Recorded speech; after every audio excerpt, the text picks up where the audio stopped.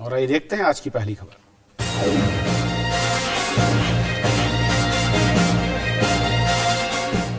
आज की पहली खबर बजट से जुड़ी हुई है। यूपी सरकार के कार्यकाल के आखिरी लेखानुदान यानी अंतरिम बजट से वाहन और उपभोक्ता सामान खरीदने वालों को बड़ी राहत मिली है। वित्त मंत्री पी चिदम्बरम ने कार, दुपहिया वाहन समेत कैपिटल गुड्स पर उत्पाद शुल्क घटाने का ऐलान किया, तो वहीं डायरेक्ट टैक्स की दरों में कोई भी बदलाव नहीं किया गया है। वाहन और उपभोक्ता सामान खरीदने की योजना बना रहे लोगों के लिए अंतरिम बजट खुशखबरी से भरा है। वित्त मंत्री पी चिदम्बरम ने छोटी कार, मोटरसाइकिल और वाणिज्यिक वाहनों पर उत्पादन शुल्क 12% से घटाकर 8% कर दिया। बड़ी और मध्यम आकार की कारों पर फिलहाल उत्पाद शुल्क की दर 27 से 24% है। इसे घटाकर 24 से 20% करने की घोषणा की गई। वहीं एसयूवी पर अब उत्पाद शुल्क 30 की बजाय 24% होगा। वित्त मंत्री ने कैपिटल गुड्स सेक्टर के लिए उत्पाद शुल्क की दर 12 से घटाकर 10% कर दी। To give relief to the automobile industry, which is registering unprecedented negative growth, I propose to reduce excise duty as follows for the period up to 30/6/2014. Small cars, motorcycles, scooters and commercial vehicles from 12% to 8%. SUVs from 30% to 24%. Large and mid-segment cars from 27 or 24% to 24 or 20%. वित्त मंत्री ने कहा कि वाहन और विनिर्माण उद्योग बुरे दौर से गुजर रहे हैं, लिहाजा राहत के लिए और इंतजार नहीं किया जा सकता। उन्होंने कहा कि इस छूट से अर्थव्यवस्था को पटरी पर लाने में मदद मिलेगी। I propose to reduce the excise duty from 12% to 10% on all goods falling under Chapter 84 and Chapter 85 of the Schedule to the Central Excise Tariff Act for the period up to 30/6/2014. The rates can be reviewed at the time of the regular budget. वित्त मंत्री ने mobile handset बनाने वाली घरेलू कंपनियों को भी राहत देने का ऐलान किया। इससे देशी मोबाइल फोन सस्ते होंगे। विनिर्माण उद्योग का प्रदर्शन पिछले कुछ महीनों से निराशाजनक रहा है। उत्पाद शुल्क में कटौती से मांग बढ़ने पर इस क्षेत्र के प्रदर्शन में सुधार की उम्मीद है। तो अंतरिम बजट पर और बातचीत करने के लिए, उसे समझने के लिए कि इससे क्या हासिल हुआ है और कितना व्यवहारिक है, ये जानने की कोशिश करेंगे अपने 3 खास मेहमानों के साथ। हमारे साथ स्टूडियो मौजूद हैं अंशुमन तिवारी, हमारे साथ हैं जो कि businessbhaskar.com से हैं, संपादक हैं। स्वागत है अंशुमन आपका। हमारे साथ इंडस्ट्रीज हैं एस के सरकार साहब जो कि चेयरमैन है economic affairs committee of SD chamber से। सरकार साहब स्वागत है आपका। और डॉक्टर प्रवीण झा हैं जो कि प्रोफेसर हैं जेएनयू से। प्रवीण जी स्वागत है। शुरुआत में अंशुमन आपसे करना चाहूंगा, जो बात हो रही थी कि आम आदमी को क्या मिला, कुछ कारों को सस्ता किया गया है, फ्रिज या फिर बात की जाए टेलीफोन मोबाइल की बात हो रही है, एक कुछ इंडस्ट्रीज भी से जुड़ी हुई जिनको शायद लाभ होगा। आपकी नजर में ये फैसला कितने लोगों को क्या हासिल करता दिखता है?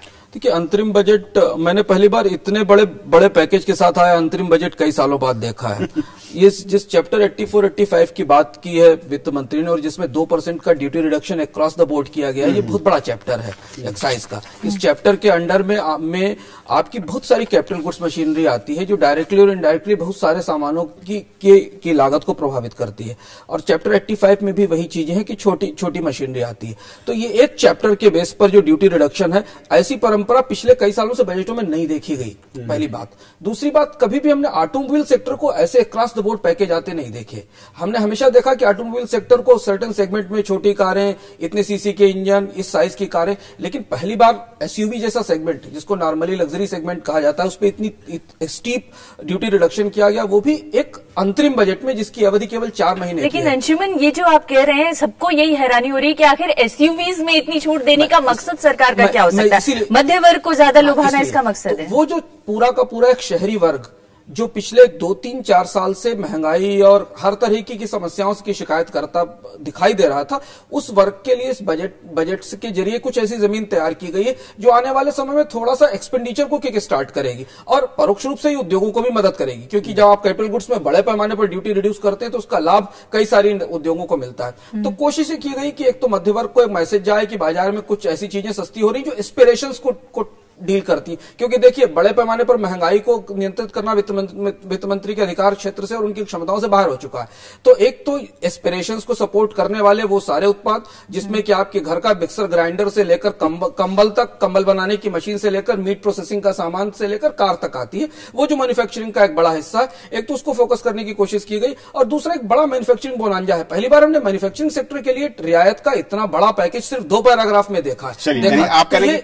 ये 2 ऐसे पहलू हैं जो पहलू एक तरफ इंडस्ट्री में डिमांड को ट्रिगर करने की कोशिश करते हैं और दूसरी तरफ मध्य वर्ग को, जो नाराज मध्य वर्ग है कांग्रेस से, उसको थोड़ा संतुष्ट करने की कोशिश करते हैं। जो अंशुमन बात कर रहे हैं कि एक बड़े बोर्ड में कई सारी सब कैटेगरीज को समाहित किया गया, जोड़ने की कोशिश की गई है। भले ही पार्टियां कहती रहे चुनावी बजट है, और जाहिर है कि अगर पॉलिटिकल पार्टीज हैं तो कुछ न कुछ चुनावी नफा नुकसान देकर करेंगे, लेकिन जो इम्पैक्ट है, इकोनॉमिकली इम्पैक्ट क्या देख रहे हैं और सोशली, मतलब जो बात हो रही है कि जो लोग नाराज थे, थोड़ा सा क्या उनका माइंड डाइवर्ट होगा इस इन सब? दो बातें, एक तो हर बजट जो है राजनीतिक बजट होता है, तो इसलिए ये कहना कि बजट जो है वो कोई एक खास आर्थिक मसौदा है और राजनीति से जुड़ा हुआ नहीं है, ये भी अपने आप में बड़ा भ्रामक पोजीशन है। तो पहली बात तो ये। दूसरा, जहां तक इसके इकोनॉमिक और सोशल इम्पैक्ट का सवाल है, तो सोशल इम्पैक्ट जो है वो इकोनॉमिक से शायद थोड़ा ज्यादा होगा। इस अर्थ में कि अगर ये सब कुछ करके 2-4 नाराज लोग आपके साथ प्रेम भाव से मिलने लगते हैं, तो वो उसको मैं सोशल इम्पैक्ट के तौर पर भी देख रहा हूं। ये बात जरूर है कि पिछले 2 वर्षों में खास करके कांग्रेस की छवि की समझिए कि ऐसी बेजार पिटाई हुई है और उनके करनी की वजह से हुई है। इसको मैं हिंदुस्तान में भी जो है एक मास इंसर्जेंसी है अगेंस्ट कांग्रेस, जो आपने हम अभी देखा दिल्ली में और बाकी और राज्यों के इलेक्शन में। तो अब उसको कितना ये इम्पैक्ट कर, थोड़ा बहुत तो फर्क पड़ेगा, लेकिन वो कहते हैं ना कि हुजूर आते आते बहुत देर कर दी, तो शायद इससे जो है अगर आप कोई बहुत सिग्निफिकेंट सोशल इम्पैक्ट देखने का इसमें कुछ प्रयास कर रहे हैं तो शायद वो भी बेमानी होगा। लेकिन अगर आप इस चर्चा को थोड़ा आगे बढ़ाएं, सरकार साहब मैं आपको शामिल करना चाहती हूँ। ये मैन्युफैक्चरिंग सेक्टर की बात हो रही है अभी तक हम लोग कि मैन्युफैक्चरिंग सेक्टर में आगे चर्चा करेंगे, अभी बहुत वक्त है। मैन्युफैक्चरिंग सेक्टर को जो बूस्ट करने की कोशिश इतने संक्षिप्त समय में की है वित्त मंत्री ने, इसका कोई बड़ा लाभ मैन्युफैक्चरिंग सेक्टर कम से कम अपने आप के लिए देख पा रहा है? नहीं, मैं तो कहूंगा कि ये जो इन्होंने बजट पेश किया थोड़ा सा इसमें विजन है। क्योंकि जो आपकी नेशनल मैन्युफैक्चरिंग पॉलिसी है उसको ध्यान रखा गया है और वो 2022 तक उसमें जो है 25% जीडीपी का उसका हिस्सा बनाने की कोशिश जो है उसको एक बढ़ावा मिला है। हमने ये भी कहा है, इन्होंने ये भी कहा कि 100 मिलियन जॉब्स पे क्रिएट होंगे, तो वो भी मैन्युफैक्चरिंग के लिए एक बेनिफिट है। तो उसको एक फिलिप आप कह सकते हैं कि मिला है, तो उस चीज को हमें डिनाई नहीं करना चाहिए। और दूसरी बात है जो हम मेरे ख्याल से जब मिस आउट कर जाते हैं वो है कि इंफ्रास्ट्रक्चर के पे जो है उस पे भी इन्होंने ध्यान दिया है। उन्होंने टेक आउट फाइनेंसिंग की बात की है इसमें, जो एक बहुत बड़ी बात है, क्योंकि आज की तारीख में जो है बैंक्स जो है इंफ्रास्ट्रक्चर प्रोजेक्ट्स को फाइनेंस नहीं कर पाती, तो उसका ये काफी लॉन्ग टर्म जेस्टेशन पीरियड इनका काफी लंबा होता है।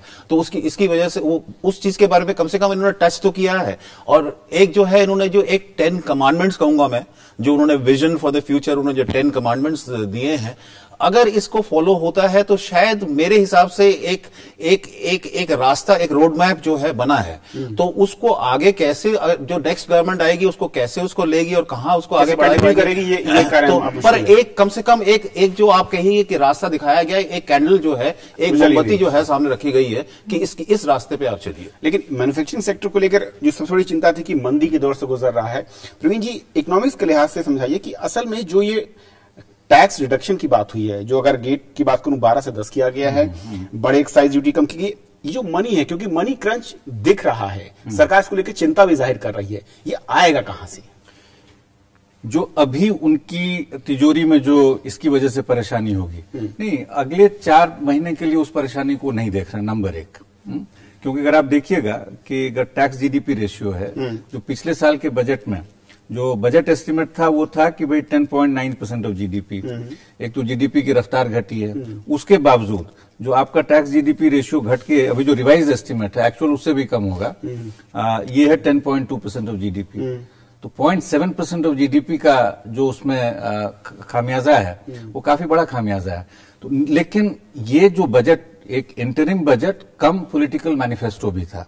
तो इसलिए ये जो कुछ कदम लिए गए, और इसलिए मैंने कहा कि सोशल और इकोनॉमिक में जो आपको एक अंतर करने की जरूरत है, और जैसा सरकार साहब ने कहा कि इससे कुछ फायदे होंगे, लेकिन फिर इन्होंने ये भी कहा कि वो उसको टच कर रहा हो, फायदा कितना होगा नहीं होगा। एक तो 3-4 महीने की बात है प्रवीण जी, और दूसरी जो महत्वपूर्ण बात है कि एसयूवीज के दाम भले ही घट जाएं, मोबाइल फोन्स के दाम भले ही घट जाएं, लेकिन उसका किराया तो चुकाना होगा, उसका पेट्रोल तो देना होगा, उसके पेट्रोलियम प्राइसेस को तो कंट्रोल नहीं किया गया है। तो अगर वो मतलब दूसरे लिहाज से देखा जाए तो क्या इतनी तेजी से कोई मैन्युफैक्चरिंग सेक्टर में बूम आने की संभावना? यही मैं कह रहा हूँ कि मेरी समझ से ये एक तरीके का जिसको कहते हैं ना फील गुड वाली बात जो होती है, फायदा जमीन पे उतना नहीं होगा, थोड़ा बहुत जरूर होगा, लेकिन मेरी समझ से जो इंडस्ट्री या उद्योग की जो समस्याएं हैं इस देश में, समस्याओं को छुपाने के लिए सपने दिखाने की कोशिश की गई है। अगर मतलब वो मैं शायद उस तरह से नहीं रखूंगा, लेकिन मैं आपसे असहमत भी नहीं हूं। मैं सिर्फ ये कहने की कोशिश कर रहा हूं कि समस्याएं काफी संगीन है। चलिए इंफ्रास्ट्रक्चर के लेवल पे और बहुत लेवल पे। सरकार साहब एक सेकंड, मैं सिर्फ ये कह रहा हूं कि इससे जो है आप अगर समझते हैं किसी तरीके का रिवाइवल हो जाएगा, वो मैं नहीं देखता हूं। जैसे ऑटोमोबाइल सेक्टर के बारे में कहा गया, ऑटोमोबाइल सेक्टर तो इफेक्टिवली इमरजेंसी में था। तो जिस तरह से स्थिति थी, इसी तरह से आप अगर मैन्युफैक्चरिंग का आप देखिएगा, आपको घटते जा रहा है। तो अब उसमें इससे जो है मार्जिनल फर्क जरूर पड़ेगा।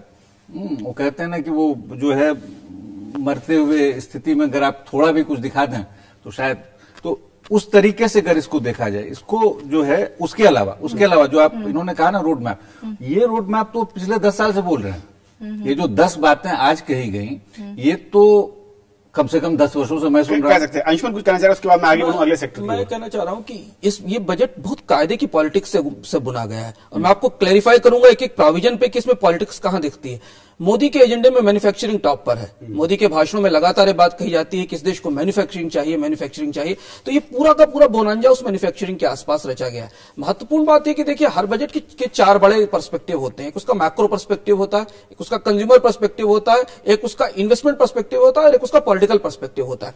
मैक्रो पिक्चर इस बजट की में चिदम्बरम ने यह साबित करने की कोशिश की कि इकोनॉमी पिछले साल मार्च में जहां खड़ी थी वहां से वो ब्रिंक से बाहर निकालना है, और इसलिए जो उनकी सबसे बड़ी गैलरी थी, जो गैलरी को आज नकार देती, और शायद वो ये तोहमत लेकर अगले चुनाव में जाते हैं कि उन्होंने देश की रेटिंग भी डुबा दी। इस बजट के बाद कम से कम रेटिंग एजेंसियां आप जुलाई तक के बजट का इंतजार करेंगी भारत की रेटिंग को डाउनग्रेड करने के लिए, क्योंकि जो 3 बड़े मैक्रो पैरामीटर्स हैं, जिन पैरामीटर्स पे भारत की साख की समस्या थी, उस समस्या का समाधान आज हो गया। फिस्कल डेफिसिट उन्होंने रोक लिया। कैसे रोका वो एक बड़ी कहानी है। उसके डेटा की जो फजिंग है या जो एक्सपेंडिचर पोस्टपोन किया गया अगले फाइनेंशियल ईयर के लिए, वो एक अलग अर्थशास्त्र वाला कहानी है। लेकिन आज की जो मैक्रो पिक्चर है कि भारत का राजकोषीय घाटा इस समय 4.6% पर है, जो बजट की रेडलाइन से नीचे था। दूसरा ये कि करंट अकाउंट डेफिसिट आपने कंट्रोल कर लिया, जो एक महत्वपूर्ण बिंदु है, क्योंकि वहां से आपको जो आप पूरा का पूरा एक्सटर्नल सेक्टर था जहां रूपी जबरदस्त दबाव में था, वहां पर आपको राहत मिलती। तो वो जो एक एक्सटर्नल गैलरी, एक नेगेटिव जो सेंटीमेंट बना हुआ था, उस सेंटीमेंट को काबू करने में जो एक्सटर्नल गैलरी थी, उस एक्सटर्नल गैलरी को चिदम्बरम ने कायदे से एड्रेस करने की कोशिश की। इसके अलावा एक अंतरिम बजट की कॉन्स्टिट्यूशनल प्रोप्राइटरी पूरी दुनिया में हर व्यक्ति को मालूम है कि इसकी सीमा क्या होती। इसके बाद उस दायरे के भीतर उन्होंने जिस बोनांजा को बनाने की आज कोशिश की, वो बोनांजा उस कंज्यूमर क्लास को और उस इन्वेस्टर क्लास को एक मैसेज देता। इसलिए आज देखिए बाजार ने होल्ड किया, बाजार शुरू हुआ गिरा, लेकिन बजट का भाषण शुरू होने के बाद बाजार होल्ड करता गया। और कल जब बाजार इसके प्रोविजंस को समझने की कोशिश करेगा तो आपको पावर सेक्टर में, कैपिटल गुड्स के शेयरों में थोड़ी थोड़ी तेजी कल दिखाई देगी। तो वो जो एक सेंटीमेंट बिल्ड करने की कोशिश है, वो सेंटीमेंट इस बजट से बिल्ड होता दिखेगा। जी, तो ये जो मैन्युफैक्चरिंग सेक्टर की हम बात कर रहे थे, उससे आगे बढ़ते हैं और आइए अब आपको दिखाते हैं कि किसानों के लिए वित्त मंत्री पी चिदम्बरम का अंतरिम बजट कैसा रहा है। खेतों में खुशहाली, किसानों के लिए मुस्कान। कृषि के लिहाज से देखें तो वित्त मंत्री पी चिदम्बरम के अंतरिम बजट का यही पैगाम है। चिदम्बरम ने मौजूदा कारोबारी साल में कृषि क्षेत्र में 4.6% GDP वृद्धि का अनुमान लगाया है। Proud of the stellar performance of the agriculture sector. Food grain production in 2012-13 was 255 million tons, and the estimate for the current year is 263 million tons. Cultural GDP growth increased to 3.1% in the 5-year period of UPA 1 and further to 4% in the first 4 years of UPA 2. In the current year, agricultural GDP growth is estimated at 4.6%. वित्त मंत्री के मुताबिक साल 2013-2014 में देश में खाद्यान्न उत्पादन 25.5 करोड़ टन रहा। वहीं चालू वित्त वर्ष में इसके 26.3 करोड़ टन रहने का अनुमान है, जो अपने आप में एक रिकॉर्ड होगा। बेहतर मानसून की वजह से वित्त मंत्री ने गन्ना, कपास, दलहन, तिलहन के रिकॉर्ड उत्पादन की उम्मीद जताई है। बकौल वित्त मंत्री यूपीए 1 के शासनकाल में कृषि जीडीपी वृद्धि 3.1% रही, जबकि यूपीए 2 के कार्यकाल के शुरुआती 4 सालों में ये 4% रही। वहीं चालू वित्त वर्ष में इसके 4.6% रहने का अनुमान है। ऐसे ही कृषि निर्यात की बात करें तो चालू वित्त वर्ष में कृषि निर्यात 45 अरब डॉलर के पार हो सकता है, जो कि साल 2012-2013 में 41 अरब डॉलर था। इसी तरह कृषि लोन के 7,35,000 करोड़ पहुंचने का भी अनुमान लगाया गया है। वित्त मंत्री ने अंतरिम बजट में किसानों को राहत देते हुए कई उपाय भी किए, जिसमें ब्याज दर में 2% की कटौती को जारी रखने के साथ नेशनल एग्रो फॉरेस्ट पॉलिसी को मंजूरी जैसे ऐलान भी शामिल हैं। Bureau report, Rajya Sabha TV. वित्त मंत्री पी चिदम्बरम ने अपने अंतरिम बजट में अल्पसंख्यकों का खास ख्याल रखा है। जहां उनके लिए बजट में ज्यादा धन का प्रावधान किया गया, वहीं उनके आर्थिक विकास पर उन्हें शाबाशी भी दी गई। वित्त मंत्री पी चिदम्बरम ने जुलाई 2014 तक के खर्चों की अनुमति के लिए लोकसभा में लेखानुदान पेश किया। सरकार ने अपने अंतरिम बजट में अल्पसंख्यकों को खास तवज्जो दी है। अंतरिम बजट में अल्पसंख्यक कार्य मंत्रालय के लिए 3,711 करोड़ रुपए आवंटित किए गए हैं। I have provided in 2014-15 an amount equal to or higher than in the BE of 2013-14 and irrespective of the revised estimates for the year. Ministry of Minority Affairs rupees 3,711 crore. वित्त मंत्री ने कहा है कि बीते साल अल्पसंख्यकों को करीब 2,11,551 करोड़ रुपए बतौर लोन मुहैया कराया गया। उन्होंने अल्पसंख्यकों के बढ़ते बैंक खातों पर खुशी जाहिर की। Madam, 10 years ago, the minorities had 14,15,000 bank accounts in 121 districts of India, where there's a concentration of minorities.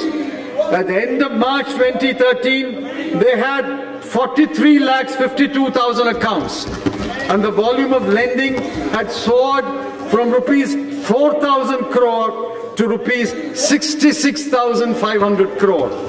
Loans to minority communities in the whole country stood at rupees 2,11,451 crore at the end of December 2013. गौरतलब है कि पिछले साल के budget में अल्पसंख्यक कार्य मंत्रालय को 3,511 करोड़ रुपए आवंटित किए गए थे। Bureau report, Rajya Sabha TV. Will be implemented prospectively from the financial year 2014-15. 15वीं लोकसभा के आखिरी बजट या कहें अंतरिम बजट में वित्त मंत्री पी चिदम्बरम ने अर्थव्यवस्था की सुधरती सेहत पर सबका ध्यान दिलाया। साथ ही उन्होंने एक अर्थशास्त्री की तरह कुछ ऐसे उपाय भी सुझाए जिन पर चलकर अगली सरकारें देश की वित्तीय स्थिति को संवार सकती हैं।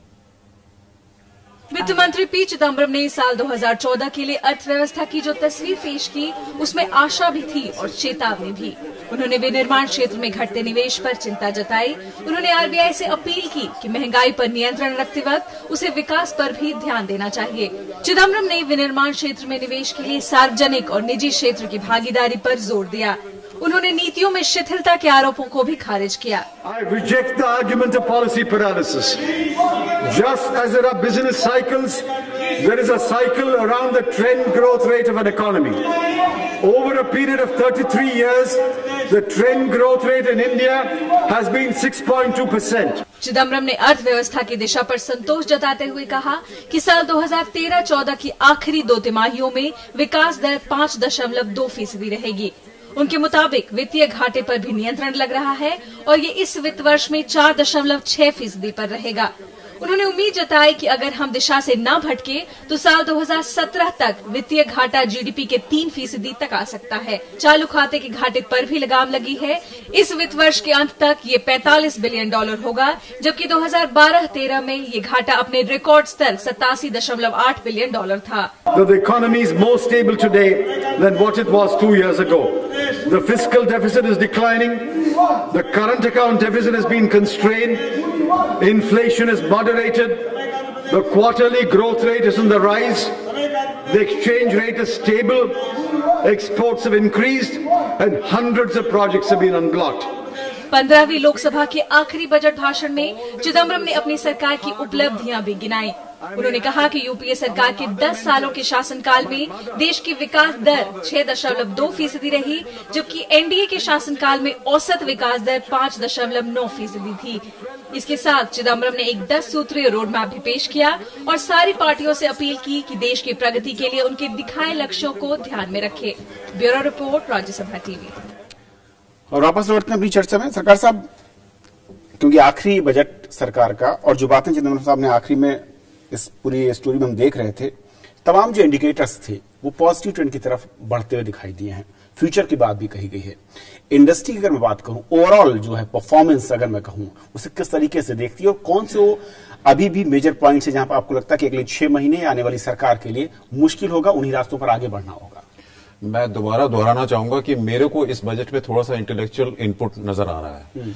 आप अगर एग्रीकल्चर को देखें तो एग्रीकल्चर में जो एक साइलेंट रेवोल्यूशन चल रहा है। एग्री जो जीडीपी पर कैपिटा ग्रोथ है 51.5%, वेरी मेजर ग्रोथ। अगर आप फिक्स कैपिटल स्टॉक को देखें पर कैपिटा, वो भी 71% की ग्रोथ है। इस चीज को और उन्होंने उसको बढ़ाया भी है। उन्होंने 7 लाख करोड़ से उसको 8 लाख करोड़ लोन अमाउंट किया है। अब ये जो है ये पर्कुलेट करके नीचे आने के इसके चांसेस इसलिए हैं क्योंकि प्राइवेट सेक्टर की जो इन्वॉल्वमेंट है एग्रीकल्चर में बहुत बढ़ गई है। 85% आज की तारीख में जो है प्राइवेट सेक्टर का इन्वॉल्वमेंट है, पब्लिक सेक्टर पीछे रह गया है। तो ये एक इंडिकेशन देता है कि दैट शायद कि ये एग्रीकल्चर को बढ़ाने में इसको काफी मदद मिलेगी, क्योंकि आज की तारीख में आपको तो मालूम ही है प्राइसेस काफी बढ़ गए हैं। और क्योंकि हमारे थोड़े से पॉलिसीज गलत हैं इसलिए हम थोड़े से फंसे हुए। क्योंकि जैसे आप देखेंगे एफसीआई का जो स्टॉकिंग करना, जो वेयर हाउसिंग वो कर रहे हैं, वो थोड़ा सा उनको वो सिस्टम गलत है। क्योंकि और उससे जो मेरे सबसे बड़ी बात मेरे को नजर आती है कि एक तो हो गया कि आपके पास जो है वेयर हाउस नहीं है, स्टॉक रखने की जगह नहीं है। उससे बड़ी भी बात ये होती है कि जब आप इतना स्टॉक आप जो है मार्केट से हटा देते हैं तो उससे जो है प्रेशर पड़ता है, जमीन पे पड़ेगा। जो आपने जितनी जगह में बोना था उस पे प्रेशर पड़ता है। उस प्रेशर पड़ने से क्या होगा कि आपके जो प्राइसेस और बढ़ने के चांसेस बन जाते हैं। तो एक डबल एज्ड वेपन है, दोनों तरफ से ये इसको वो अटैक करता है। दूसरी बात जो है मैं सर्विसेज पे आना चाहूंगा। अगर आप देखेंगे सर्विसेज आज की तारीख में 58% है जीडीपी का। अब ठीक है, उसमें मेरे को कोई मेरे को वो नहीं है, मेरे को कोई शिकायत नहीं है। पर अगर आप पिछले 2 साल से अगर देखें तो थोड़ी सी रुकावट आ रही है सर्विसेज में। ग्रोथ जो है प्रॉपर ग्रोथ नहीं हो रही है। 5.9% की ग्रोथ है इस साल, पिछले साल थी 4.9%। तो थोड़ा सा बढ़ावा तो है पर उतना नहीं है जितना सर्विसेज को आगे बढ़ना चाहिए। तो इसलिए हमें जो है मैन्युफैक्चरिंग की तरफ ध्यान देने के लिए हमें मजबूर किया जा रहा है। और एक तरह से मेरे ख्याल से इसको हम जो है वी शुड लेकिन ये वक्त के साथ उसमें करेक्शन होते ही रहना चाहिए। हर समय सर्विसेज पे ही हम क्यों डिपेंडेंट रहे? थोड़ा मैन्युफैक्चरिंग जो वीक जा रहा था उसकी तरफ ध्यान दिलाने की कोशिश की गई है, लेकिन उससे बड़ा जो पॉलिटिकल मैसेज है, ये तो आप इकोनॉमिस्ट की नजर से देख रहे हैं, जो पॉलिटिकल मैसेज ये है कि हमने 3 साल का एक माफ कीजिएगा 3 महीने का एक हमने खाका खींचा है, लेकिन जो आने वाली सरकारें हैं उनके लिए भी इसमें एक चैलेंज दिया है। वो चैलेंज ये है कि हमने जो अंतरिम बजट पेश किया है उस बजट से आप पीछे नहीं हट सकते, चाहे वो 1 रैंक 1 एक्शन पेंशन की बात हो या और दूसरी जो मैन्युफैक्चरिंग सेक्टर में बूस्ट देने की बात हो या और जो जीडीपी ग्रोथ रेट की भी बात हो या कृषि के क्षेत्र में जो बढ़ावा देने की बात हो। पर मैन्युफैक्चरिंग जो बूस्ट हम दे रहे हैं, जो चिदम्बरम जी दे रहे हैं, मेरे ख्याल से वो तो बहुत अच्छा कर रहे हैं। क्योंकि ये एक एम्प्लॉयमेंट जनरेटर है। ये अच्छा कर रहे हैं और आने वाली सरकारों पर अच्छा करने का दबाव भी बना रहे हैं। हाँ, सही बात है। मैं इसको इस तरह से समझने की कोशिश करूंगा कि इस सब चुनाव का दौर है और देश अब इस बात का इंतजार कर रहा है कि देश की दोनों बड़ी पार्टियां, बल्कि तीनों पार्टियां अपना इकोनॉमिक एजेंडा अनवेल करें। और शायद चिदम्बरम के पास ये मौका था कि वो वित्त मंत्री के तौर पर इस देश का इकोनॉमिक डिस्कोर्स सेट कर सकते थे और आज उन्होंने बहुत कायदे से, बहुत नब्बे तुले ढंग से देश का इकोनॉमिक डिस्कोर्स सेट किया है। जो 10 पॉइंट उन्होंने उसमें रखे हैं, मुझे नहीं लगता है कि अब भाजपा के लिए या आम आदमी पार्टी के लिए इसके बियॉन्ड जाकर कुछ आउट ऑफ द बॉक्स नया लाने की कोशिश करनी होगी। उसके पहले 3 बिंदु आप देख लीजिए। पहला 3 बिंदु है कि हमको एफआरबीएम लाकर फिस्कल डेफिसिट कम करना है। जुलाई में जिसकी भी सरकार आए, क्या वो इससे विड्रॉ करेगी कि मुझे फिस्कल डेफिसिट कंट्रोल नहीं करना है? दूसरा बड़ा बिंदु है कि हमको करंट अकाउंट डेफिसिट कम करना है। इससे कोई भी सरकार डिनाई नहीं करेगी क्योंकि इंटरनेशनल रेटिंग एजेंसी आज आपके सर पर खड़ी हुई। 2 नई बातें आई जो कांग्रेस के अपने इकोनॉमिक डिस्कोर्स से बाहर थी, एक्सपोर्ट लेड ग्रोथ। यही वो कांग्रेस है जो आज से 7 या 8 साल पहले एक्सपोर्ट लेड ग्रोथ के मॉडल को डिनाई करती थी। चिदम्बरम ने यह तक कहा है और एक बड़ा पॉलिसी शिफ्ट कहा है कि इस देश में जो भी उत्पादन हो रहा है उसको मैन्युफैक्चरिंग टैक्स से फ्री कर दिया जाए अगर वो एक्सपोर्ट के लिए जा रहा है। उस पैराग्राफ में साफ साफ कहा गया है। तो ये एक मॉडल दिखाता है उन इन्वेस्टर्स को जो भारत में 5 से 6 साल में के लिए इन्वेस्ट करना चाहते हैं, 10 साल के लिए, कि आने वाली सरकार को एक्सपोर्ट लेड ग्रोथ की तरफ जाना होगा। यानी कि इसका जो महत्वपूर्ण बिंदु यह है कि रुपए की कीमत कम रखी जाएगी लंबे समय के लिए। और इसलिए आप पूरे बजट भाषण में देखिए चिदम्बरम ने 5 बार एक्सपोर्ट की ग्रोथ को रीनशिएट किया कि बार-बार कि हमारा एक्सपोर्ट सेक्टर तेजी से ग्रो कर रहा है। तीसरी चीज जहां पर वो काउंटर करने की कोशिश कर रहे थे मोदी के पूरे भाषण को, सिटीज को, और इसलिए इस बार cities top of the line 4 एजेंडे में है कि इंडिया के सिटीज मेजर ग्रो होने चाहिए और इसके बाद स्किल डेवलपमेंट है। तो अगर आप चारों तरफ पूरा इकोनॉमिक डिस्कोर्स फैलाकर देखें जिसमें कि एक तरफ आपको सॉलिड इन्वेस्टमेंट है, दूसरी तरफ सोशल इकोनॉमी है, तीसरी तरफ डोमेस्टिक इन्वेस्टमेंट है और चौथी तरफ कंज्यूमर है, तो उस डिस्कोर्स का एजेंडा तय कर दिया है। अब आप बहस यहां से शुरू होगी कि इसके बाद नया क्या, इसके बाद दूसरे लोग इसके बाद क्या करते हैं। और शायद अगर मैं सही हूं, अगर इस हो सकता है इसे अलग जाए, तो जब कांग्रेस का घोषणा पत्र लिखा जाएगा तो इस बजट की ध्वनि आपको उस घोषणा पत्र में दिखाई देगी। ये एक महत्वपूर्ण बिंदु है। लेकिन कांग्रेस के ही नहीं, दूसरे जब आम आदमी पार्टी हो या बीजेपी हो या दूसरी तमाम राजनीतिक दल हो, जब वो अपना घोषणा पत्र लिखेंगे तो क्या इस तरह के बजट का दबाव वो भी महसूस करेंगे? क्योंकि देखिए ये ऐसे स्थापित सिद्धांत हैं जिनसे आप अलग नहीं जा सकते। आप ये नहीं कह सकते कि आपको एक्सपोर्ट लेड ग्रोथ नहीं चाहिए, आप ये नहीं कह सकते कि आपको सिटी डेवलपमेंट्स नहीं चाहिए, आपको सिटी गवर्नेंस बेहतर करना, या आप नहीं कह सकते, आप ये नहीं कह सकते कि इसकी डेवलपमेंट नहीं चाहिए। लेकिन क्या आपको रिस्क नहीं लगता है एक्सपोर्ट लेड ग्रोथ जो बात है, क्या उसमें कुछ रिस्क नहीं लगता है आपको? नहीं, एक्सपोर्ट को एक महत्व दिया जाए उसमें मुझे नहीं लगता है कोई, लेकिन मैं नहीं समझता हूं कि चिदम्बरम कह रहे हैं एक्सपोर्ट लेड ग्रोथ। लेकिन एक्सपोर्ट का जो एक इम्पोर्टेंस हो, लेकिन पहली बात जो मैं बहुत जोर देके कहना चाहूंगा, इसमें मुझे कुछ भी नया नहीं लग रहा है। जो 10 पॉइंट जिसकी चर्चा आप बार बार कर रहे हैं, मैं 10 वर्षों से ये सुन रहा हूं। एक अर्थशास्त्री के तौर पे मैं रोज इन चीजों से एंगेज करता हूं। एक कोहेरेंट इसमें एक पॉलिटिकल मैनिफेस्टो के तौर पे आपने एक बार आधे घंटे में ये बात कह दी तो शायद लगता है कि कोई नई बात तो नहीं कह रहा है, कोई नया खाका तो नहीं है। इसमें कुछ भी नया नहीं है, पहली बात। दूसरी बात, इस बजट का जो सबसे इंपॉर्टेंट ऑब्जेक्टिव था, नंबर 1 ऑब्जेक्टिव था, वो इंटरनेशनल रेटिंग एजेंसीज को, जैसा अंशुमान ने कहा, कि उनको एक मैसेज देना कि भाई हमें आप जो है डाउनग्रेड मत कर देना। तो उसके लिए जो फिस्कल कंसोलिडेशन वाला जो उन्होंने काम किया है, और वो इस तरीके से किया है जिसका कि काफी नुकसान इस देश को होना है। क्योंकि आपने जो है 2 तरीके से फिस्कल कंसोलिडेशन हो सकता है, या तो आप टैक्स बढ़ाएं या खर्चा कम करें। यहां तो आपका टैक्स भी घटाया है और उसके साथ खर्चा भी घटा नहीं है जितना था उतने पे। हाँ, नहीं, मैं प्रोपोर्शन के तौर पे कर रहा हूँ। आप as a proportion of GDP जब आप सोच रहे थे, और उसके साथ साथ जो खर्चे हैं रूरल डेवलपमेंट, आप देखिए कि वो 74,000 करोड़ उसको होना था, वो 50,187 करोड़ है। इसी तरह से मैं सबके बारे में आपको गिना सकता हूं। तो ये जो सारी समस्याएं हैं। दूसरा जो इसका एक इंपॉर्टेंट ऑब्जेक्टिव था कि कहीं ना कहीं एक पॉलिटिकल मैसेज जरूर दिया जाए कि नहीं, हम जो है मिला जुला के इकोनॉमी के लिए कुछ करने के लिए समर्थ हैं और करने की दिशा में है। और वहीं पे जो दूसरी चीज आई, जो इनडायरेक्ट टैक्सेस को लेकर जो थोड़ी बहुत चीजें हुई हैं, जिसको फिर मैं कहूंगा इससे कोई आपकी औद्योगिक क्रांति नहीं होने वाली है। इसमें कहीं पे जो है कोई औद्योगिक, लेकिन ये इसमें भ्रम भी किसको है? अगर 3 महीने के लिए कोई बजट पेश किया जा रहा है तो देश को पता है कि इसमें कोई औद्योगिक क्रांति नहीं होने जा रही है। मैं सिर्फ ये नहीं, आपको मैं कोट करता हूँ। ये आज चंद्रजीत बैनर्जी ने कहा, a great move and a boon. मैं कोट कर रहा हूँ, इंडस्ट्री में मतलब 4 घंटे बाद आज कई लोगों की बातें मैं सुन रहा था। मेरा सिर्फ ये कहना है कि एट बेस्ट इसको एक जरूरी, जो कहते हैं ना कि मरीज ऐसी हालत में है कोमा की पोजीशन पे, हाँ, तो आप उसको कुछ दीजिएगा तो देना अच्छा था। और पॉलिटिकली आई थिंक ये इसका जो एक असर है वो काफी समझिए कि जो अंशुमान कह रहे थे कि इकोनॉमिक्स के वो तमाम प्यादे जो हैं चिदम्बरम साहब ने ऐसे सेट किए हैं कि जो बाकी पार्टीज आरोप लगा रही थी, वो बात सही है। यूपीए इस सेक्टर को भूल रहा है, यहाँ पर हम ज्यादा करेंगे, शायद उनके लिए वो स्पेस खत्म कर रहे हैं। नहीं, उसमें क्या समस्या, उसमें वही वो कई पार्टीज जो हैं, आप देखिएगा कांग्रेस का जो खुद का मैनिफेस्टो आएगा उसमें आप देखिएगा उस पर सोशल सेक्टर को लेके काफी विस्तार से और बेहतर चिंता होगी। जो अभी आपने देखा है, और अभी तो मैं कह रहा हूं आपको ना कि अगर सोशल सेक्टर्स पे आप देखें क्या हो रहा है और जो स्थिति रही है, जिसका कांग्रेस बहुत बड़ा नुमाइंदा रहा है, growth with equity, growth with inclusion and so on so fourth, अगर आप इन सारी चीजों को देखें, कुछ चीजें इसमें ऐसी हैं जिसको लेके लोग सवाल नहीं उठाते हैं। लेकिन जैसे मैंने कहा, फिस्कल कंसोलिडेशन के कई तरीके हैं, आप कैसे कर रहे हैं उस पर बहुत सवाल उठेंगे। आप भी सवाल उठाएगा, बीजेपी भी सवाल उठाएगा और कांग्रेस के भीतर भी सवाल उठेंगे।